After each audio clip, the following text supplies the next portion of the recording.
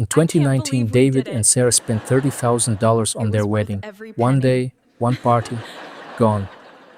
That same year, Kevin and Rachel got married for $4,000. That was Same income, perfect. same age. Yeah, I know. Fast forward to retirement, and one couple has a paid off house and $2.3 million invested.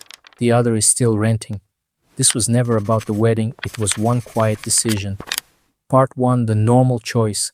David and Sarah did what most couples do: a venue for $12,000, a photographer for $4,000, Thank you. an open bar that alone ran $6,000 more.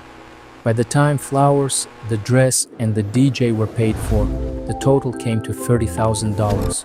Split between their savings and the credit card they told themselves they'd clear within a year. Nobody around them blinked. Sarah's older sister had spent $34,000 on her wedding 2 years earlier. David's co-worker had spent $41,000 the summer before that. In their circle, $30,000 felt almost modest. It wasn't really a decision. It was the default setting for getting married in America, a number everyone quietly agreed to without ever comparing it to anything else. What none of their friends or family ever asked was the question that actually mattered. What else could that $30,000 become? Not spent in a single afternoon, but invested instead, left alone for 35 years, earning what the stock market has historically returned. Nobody ran that number for them. Not their parents, not the wedding planner, not the bank that approved the credit card. And because nobody asked, David and Sarah never had a reason to say no. They just did what looked normal. What they didn't know was that somewhere else in the country, another couple was about to make the opposite choice, and it would define the next 35 years of both of their lives. Part 2. The boring choice. Kevin and Rachel got married in Rachel's parents' backyard. Fold-out chairs rented for $400. A taco truck cost $1,800.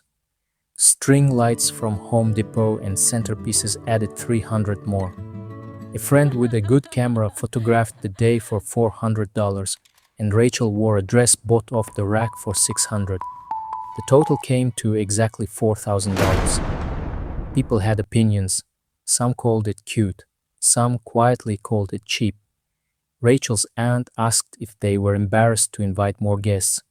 Nobody standing in that backyard knew that 2 weeks later, Kevin and Rachel opened a brokerage account and moved $26,000 into an index fund, the exact difference between their wedding and David and Sarah's.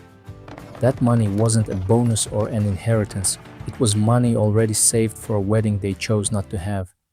Instead of spending it in one afternoon, they let it sit in the market and start compounding, 35 years before either of them would need to touch it. The wedding itself was never the real story. It was the first proof that Kevin and Rachel could take a moment everyone else treats as untouchable, a wedding, a milestone, a once-in-a-lifetime event, and deliberately make it small. That single decision, repeated at every fork in the years afterward, is what actually built the gap between these two couples. And the next fork arrived faster than either of them expected. Part 3. The pattern nobody notices. The wedding was never a one-time difference. 5 years later, David and Sarah financed a new car for $32,000 at 6% interest.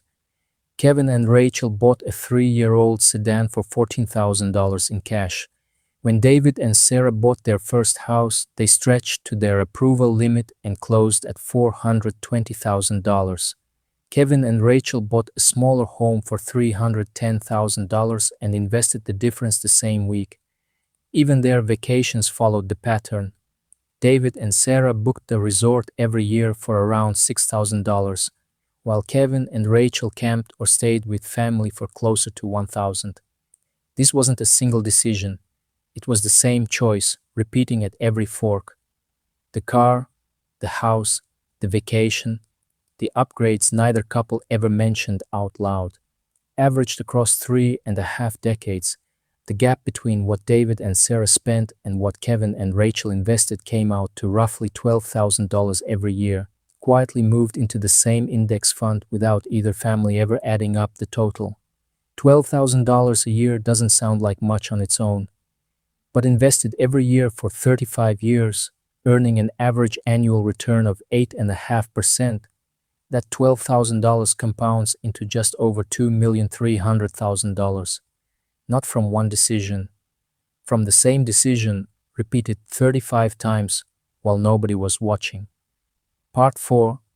The Same Money, Two Endings. David and Sarah were never irresponsible. They never missed a payment, never declared bankruptcy, never made a single decision anyone could call reckless. They just never once made the boring choice. Every fork in the road, they picked whatever looked normal, and normal quietly became expensive. At age 60, Kevin and Rachel walk away from full-time work. Their house is paid off. Their brokerage account holds $2,300,000, built from $12,000 a year that never felt like a sacrifice because they never lived any differently than their income actually allowed. At age 60, David and Sarah are still working. Their $420,000 house still isn't paid off. Their car is financed again, a third time since the wedding. They have roughly $190,000 saved for retirement, nowhere near enough to stop. The wedding was never a $30,000 mistake. $30,000 doesn't ruin anyone. What decided the ending was doing the same thing every single time afterward, for 35 straight years, without ever once running the math on what it was costing them. Two couples, same income, same starting line. One decision, repeated for 35 years, was the only difference between retiring at 60 and still clocking in at 60. You never see that decision in the moment it's made. You only see it 35 years later, when the account finally clears $2,300,000, or never does. Hey, if this video gave you something to think about, that's exactly why I make these every single day. Most of this stuff nobody ever teaches you, and I just think that needs to change. So if you got value today, hit subscribe.